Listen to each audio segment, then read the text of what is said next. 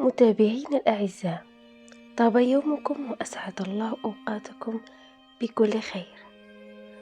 النملة التي تسكن شق الحائط وتتجول في عالم صغير لا يزيد عن دائرة قطرها نصف متر، وتعمل طول الحياة عملا واحدا لا يتغير، وهو نقل فتافيت الخبز من الأرض إلى بيتها.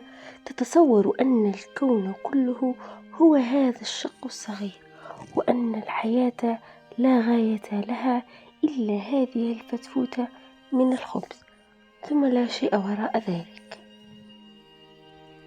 وهي معذورة في هذا التصور، فهذا أقصى مدى تذهب إليه حواسها.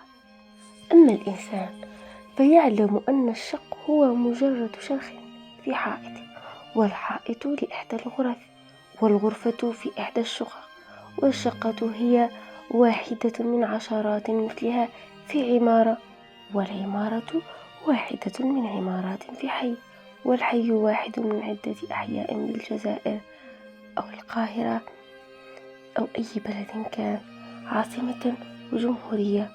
وهذه بدورها مجرد قطر من عدة أقطار في قارة كبيرة اسمها إفريقيا أو أوروبا مثلا، ومثلها 4 قارات أخرى على كرة سابحة في الفضاء اسمها الكرة الأرضية.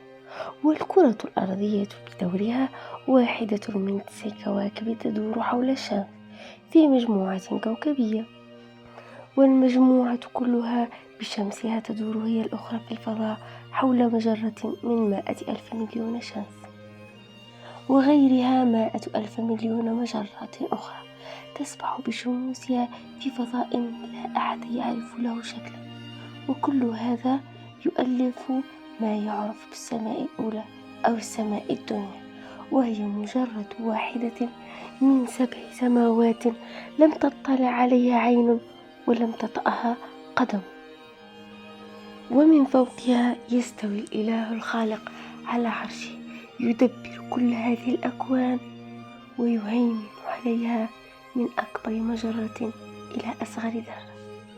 كل هذا يعلمه الإنسان على وجه الحقيقة، ومع ذلك فما أكثر الناس أشباه النمل الذين يعيشون سجناء محصورين، كل واحد مغلق داخل شق نفسه، يتحرك داخل دائرة محدودة من عدة أمتار رسمها بنفسه أيضا، ويدور داخل حلقة مفرغة من الهموم الذاتية تبدأ وتنتهي عند الحصول على كساة خبز أو على بعض الراحة أو على أي عمل بسيط يقوم به،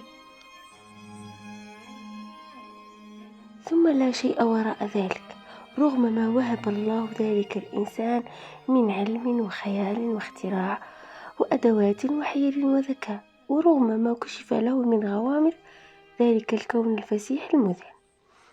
أكثر الناس بالرغم من ذلك قواقع وسلاحف ونمل، كل واحد يغلق على نفسه قوقعته ويختبئ داخل حجر مظلم ضيق من الأحقاد والأذغان والأطماع والمآرب.